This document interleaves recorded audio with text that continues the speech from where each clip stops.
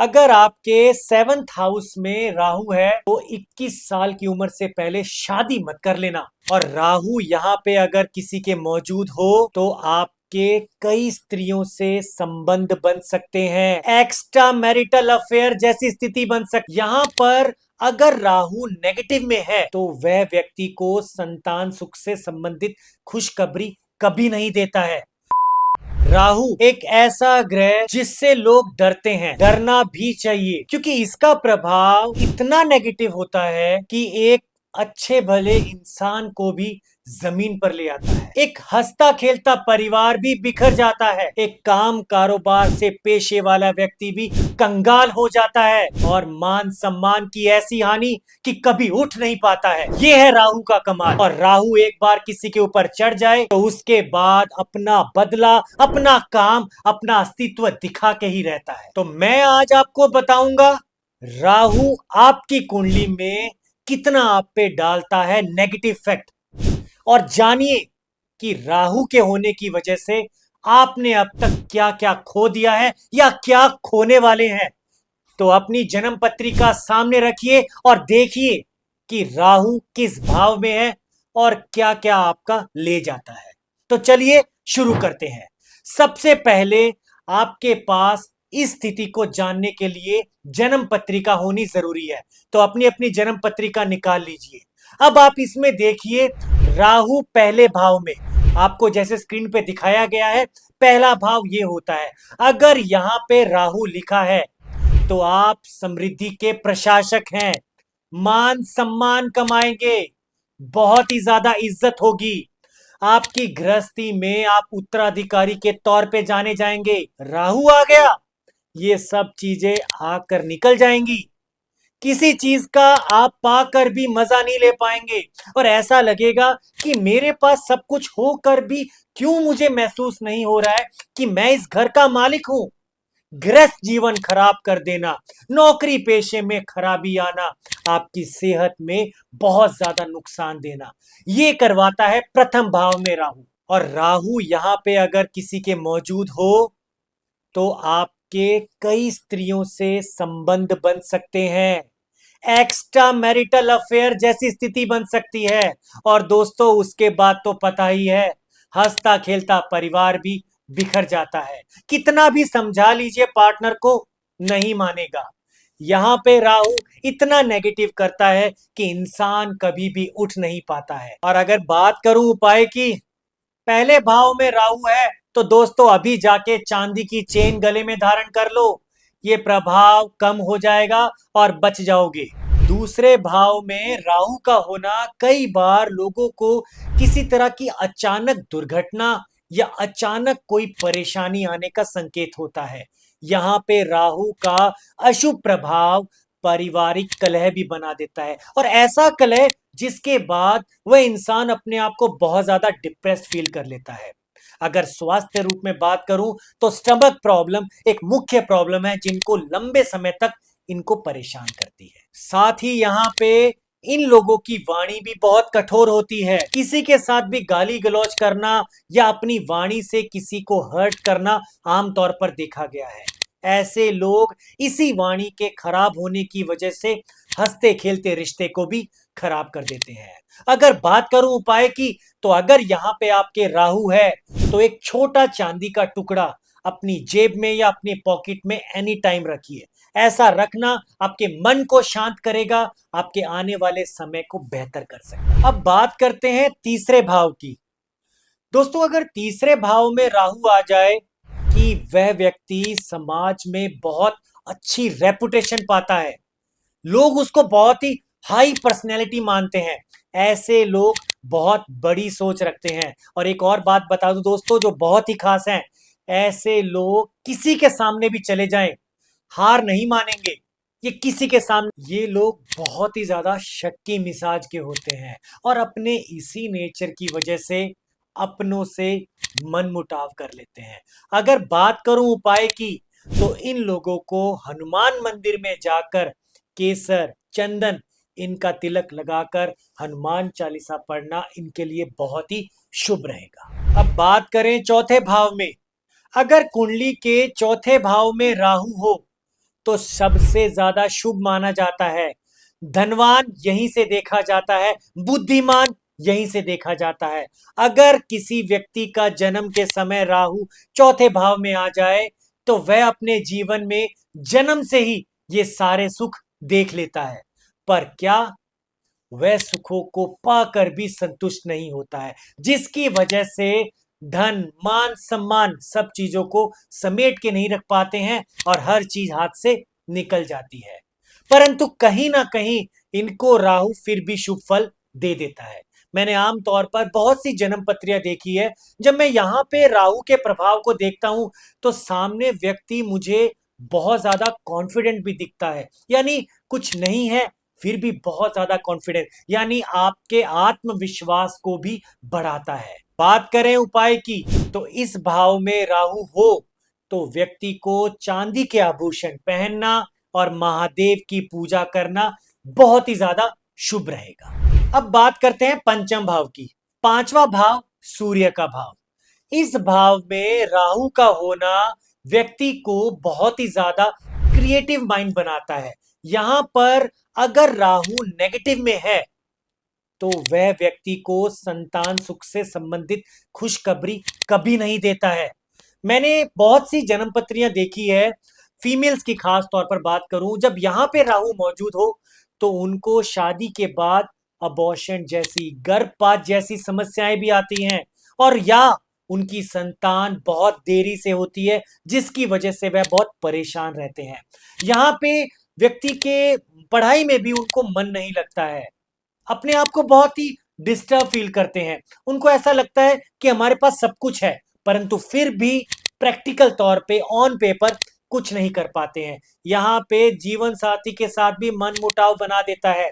आप यहाँ पे जब भी राहु को देखें तो व्यक्ति का ध्यान गलत चीजों की तरफ, गंदी चीजों की तरफ, नॉन वेज, ड्रिंक, स्मोकिंग ऐसी चीजों की तरफ वो आदमी अट्रैक्ट होता जाता है, खींचता चला जाता है, जिसकी वजह से अपने बहुत से बनते बनते काम बिगाड़ देते हैं। अब अगर बात करें उपाय की, अगर आपके पार्टनर से मन मुटाव हो रहा है तो अपने पार्टनर से एक बार और शादी कर लीजिए। जी हाँ, अगर आप अपने जीवन साथी से 2 बार शादी कर लेते हैं तो राहु के नकारात्मक प्रभाव को खत्म कर देते हैं और ऐसी खुशियां जो आपके लिए सुख समृद्धि का कारक बनती है। अब बात करते हैं छठे भाव की। जब भी व्यक्ति की कुंडली में छठे भाव में अगर राहु आ जाए उसको धन बहुत खर्च करवाता है। उसको ऐसा महसूस होता है कि अपने आप को, मतलब वो टिकता नहीं है, वो कुछ ना कुछ करता रहता है। वह अपने दोस्तों के साथ, अपने परिवार के सदस्यों के साथ, मतलब कहीं ना कहीं अपने टाइम, अपनी मनी इन्वेस्ट करता रहता है जिसमें उसको फायदा नहीं मिलता है और अपने आप को इतना निराश कर लेता है कि डिप्रेशन का बहुत जल्दी शिकार हो जाता है। तभी तो मैंने बहुत लोगों की कुंडली में देखा है, अगर राहु इस भाव में हो तो बीमारियों से बहुत जल्दी ग्रस्त हो जाता है। कैसी बीमारियां? Anxiety, over thinking, depression. ऐसी बीमारियां होने की वजह से वह कभी अपने आप को उठता हुआ महसूस नहीं कर पाता है और यह उस इंसान के लिए अच्छा संकेत नहीं है। सावधानी बरतनी चाहिए। अगर बात करें उपाय की तो यहाँ पे हनुमान जी की पूजा करना इनके लिए बहुत ही शुभ होगा। अब बात करें सातवें भाव में राहु की। सातवां भाव पत्नी का, जीवन साथी का, आपके पार्टनर का, आपके पति का, आपकी साझेदारी का घर। यहाँ पे जब भी राहु होगा तो वह आपको मान सम्मान तो देगा परंतु आप अपनी पत्नी की हेल्थ को लेकर बहुत बार परेशान होंगे। आपको ऐसा लगेगा कि मतलब मेरी वाइफ या मेरा हस्बैंड 2-4 दिन बहुत एक्टिव रहता है, उसके बाद पता नहीं अचानक एनर्जी को क्या हो जाता है। यहाँ पे एक चीज बताने लायक है जो आपको आज तक किसी ने नहीं बताई होगी। अगर आपके 7th हाउस में राहु है तो 21 साल की उम्र से पहले शादी मत कर लेना, नहीं तो जिंदगी भर पछताओगे कि हमने ये क्या कर लिया। और एक चीज और ध्यान देने वाली बात है, यहाँ पे आपको बहुत से ग्रहों का अच्छा फल मिल सकता है और इसके साथ साथ इस भाव में व्यक्ति अपने काम कारोबार पर भी अच्छा ध्यान नहीं दे पाता है। कहीं ना कहीं उसकी पार्टनरशिप अपने पार्टनर से बहुत जल्दी टूट भी जाती है। साथ में अगर काम कारोबार की बात करूं तो इन लोगों को राहु से जुड़े जो भी बिजनेस काम कारोबार होते हैं, जैसे कम्युनिकेशन स्किल, जैसे अपने आप को एक्सप्लोर करना, अपने आप को दुनिया को दिखाना, ऐसे कामों को करने से पहले बहुत बार सोचना चाहिए। अगर बात करें उपाय की, तो ऐसे व्यक्तियों को बदनामी वाले जो भी काम है उनसे दूर रहना चाहिए। एक और बात दोस्तों आपको बता दूं कि अगर राहु इस भाव में अशुभ है तो व्यक्ति को उसकी सोशल लाइफ, उसको ऐसा फील होगा कि जैसे अगर अपने आप को वो एक्सप्लोर कर रहा है तो वो सामने वाले को नेगेटिव रिप्रेजेंट कर रहा है, यानी कि बदनामी का कारक भी बन जाता है। आपने बहुत बार ऐसा देखा होगा कि कोई इन्फ्लुएंसर अपने आप को बहुत ज्यादा एक्टिव करता है, अचानक ऐसा टाइम आता है कि जहां से उनको इनकम ऑफ सोर्स, यानी कि जहां से पब्लिक जान रही है, वही पब्लिक उनको देखना पसंद नहीं करती है।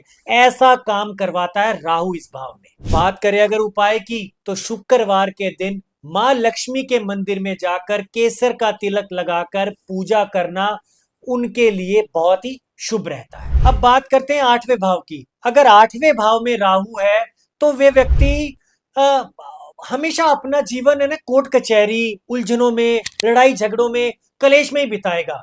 उसको ऐसा लगेगा कि वो उसका जीवन में कुछ एक्साइटमेंट नहीं है। वह हमेशा कभी ना कभी तो, यानी मान लीजिए अगर वो बाल अवस्था में है, अपनी जवानी अवस्था में है, अपनी बुजुर्ग अवस्था में है, कोर्ट कचहरी के चक्कर काटेगा ही काटेगा।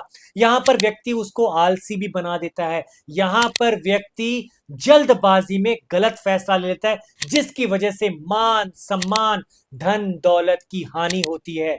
यहाँ पे आपको आपकी पैतृक यानी पेरेंटल सुख की अगर कोई कामना कर रहे हैं, संपत्ति, कई बार आपने देखा होगा कि हमारे पूर्वजों की संपत्ति गांव में है, हमें मिली ही नहीं। क्यों नहीं मिली? इसी राहु की वजह से। ऐसे ऐसे काम यहाँ पे राहु करवाता है। यहाँ पे व्यक्ति की इंटेलिजेंसी में भी कमी आती है, सोच विचार करने की शक्ति खत्म हो जाती है। अगर बात करें उपाय की, तो यहाँ पे राहु है तो अपनी जेब में चांदी का एक छोटा सा टुकड़ा रख लीजिए, राहु के नकारात्मक प्रभाव से बच जाएंगे। नौवें भाव में राहु का होना, अब नौवां भाव बृहस्पति को प्रभावित करता है। इस भाव में अगर राहु है तो सबसे पहले मैरिड कपल को संतान सुख में प्राप्ति की अच्छी खासी दिक्कत आएगी। यहाँ पे व्यक्तियों को आमतौर पर देखा गया है कि उनको उनके मान सम्मान प्रतिष्ठा में भी हानि होती है। मेंटली तौर पर बहुत अपसेट होते हैं, अपने आप को किसी के सामने रिप्रेजेंट करने में एक स्टेज फोबिया, यानी कि किसी के सामने जाके कैसे अपने आप को रिप्रेजेंट करें। आता सब कुछ है परंतु एंड मोमेंट पे जाके सब कुछ भूल जाना, यहीं से होगा। यहाँ पे आप कोई भी काम करेंगे उसमें अड़चने आएंगी ही आएंगी। वहीं बात करें उपाय की, तो सोना धारण करना और केसर का तिलक लगाना ऐसे व्यक्तियों के लिए बहुत ही शुभ रहता है। अब बात करें 10वें भाव में। अगर किसी व्यक्ति की कुंडली में 10वें भाव में राहु है तो सबसे पहले वो व्यक्ति फिजिकली फिट नहीं होगा, उसको माइग्रेन जैसी प्रॉब्लम आए दिन होती रहेगी, वे बहुत ही ज्यादा डिप्रेस्ड बहुत जल्दी भी हो जाएगा। ऐसे व्यक्तियों को माँ बाप का सुख या माँ बाप की तरफ से कोई ना कोई कष्ट मिलने की वजह से भी परेशान होंगे। ऐसे व्यक्ति आमतौर पर कोई भी काम मिल जाए आसानी से कर नहीं पाते हैं, किसी ना किसी की मदद भी लेनी पड़ती है।